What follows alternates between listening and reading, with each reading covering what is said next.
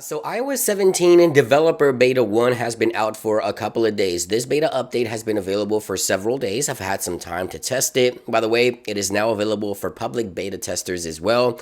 But there's a few things that are off about this update that I wanted to share with you guys in this video. So let's go ahead and dive right into this one. Now, the first thing I want to talk about is some of the features not yet available in iOS 17.1, which Apple did promise should be coming with this update. The number one is the new journal application where you can log in your day and your daily activities. This application has yet to be enabled or added to iOS 17.1. Yes, we're currently sitting in beta 1. Things will most likely change with future betas, but as of right now, the journal application is currently not available in iOS 17.1 for those of you that were wondering. Now, the next thing I want to talk about is things that Apple removed from iOS 17 with 17.1. So remember when Apple launched iOS 17 and then later released 17.0.2 and they had all these new ringtones available for you? Well, all these ringtones are no longer available, so Apple sort of reverted everything back to what it was like before iOS 17. So here are the ringtones here,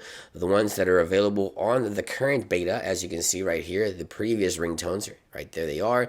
And here are the new ringtones on iOS 17.0.2. So on the public release, we have the new ringtones available, but on the beta 17.1, Apple removed all of those, and now we went back to what it was before the release of iOS 17. So it's kind of weird to see that Apple actually removed all the new ringtones. I'm not sure if they will be coming back in future betas. I'm hoping so, but it doesn't make really a lot of sense why they would even remove them in the first beta. However, I want to talk about NameDrop as well, because NameDrop for Apple Watch with watchOS 10.1 beta 1, it is now enabled and it is working a little bit better. So if I go into my contacts here and I go to share a contact here, I can go ahead and show you how to do this here with share contact. Select what I want to share and then click on AirDrop. So if I go AirDrop, you see that the animation works, but everything is kind of weird on the Apple Watch. It's not populating properly, as you can see right there. Of course, it is watchOS 10.1 beta 1 and iOS 17.1 beta 1, but the NameDrop feature, while it is enabled,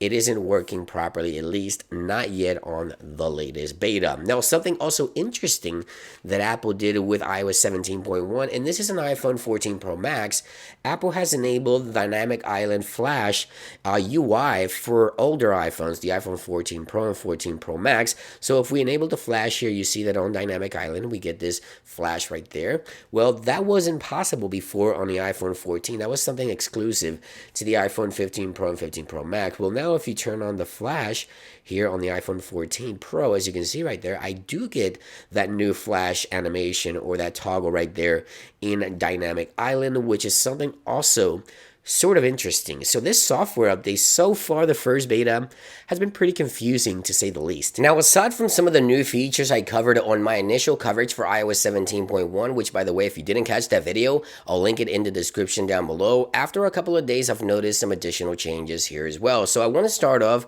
with FaceTime. Now remember, you can now report any incoming call as junk. Well, now you can do that with FaceTime incoming calls as well. So with iOS 17.1, if you get an incoming call, you want to report it as junk, you can do that just like so. You'll be able to report an incoming FaceTime call, a feature that I wanted. It is here with 17.1. And now something also really cool that I've noticed in Apple Music. So if we go into, let's say, a playlist here, I have a Luke Holmes playlist, right there it is. I can click on edit right here and I can actually edit the artwork on that actual playlist. As you can see right there, you get various options available. This is something only available in iOS 17.1, where you can select a new cover or art for your playlist in iOS 17.1. Something that's really cool, gives iOS and Apple Music a nice touch. Now on the lock screen, there's also something that's new.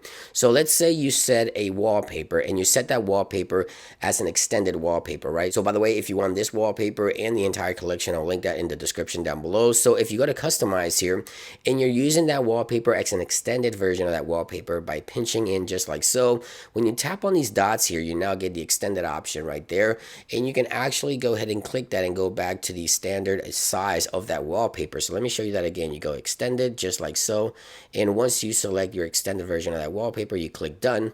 When you go back to customizing, you actually have the option to unextend that wallpaper and bring it back to the actual size. So again, all these wallpapers will be linked in the description down below. If you want to support the channel, you can grab the entire pack. Wayfair, it is now available. And that's everything I wanted to share with you guys so far with iOS 17.1. It is a nice update. There's a few things that still need to be added. It is kind of confusing that Apple continues to add and remove things that are kind of off here. But anyway, I'll keep you guys posted. Next beta should be right around the corner. I'll keep you guys updated with that as well. Thank you for watching, and I'll see you guys on the next one. Peace.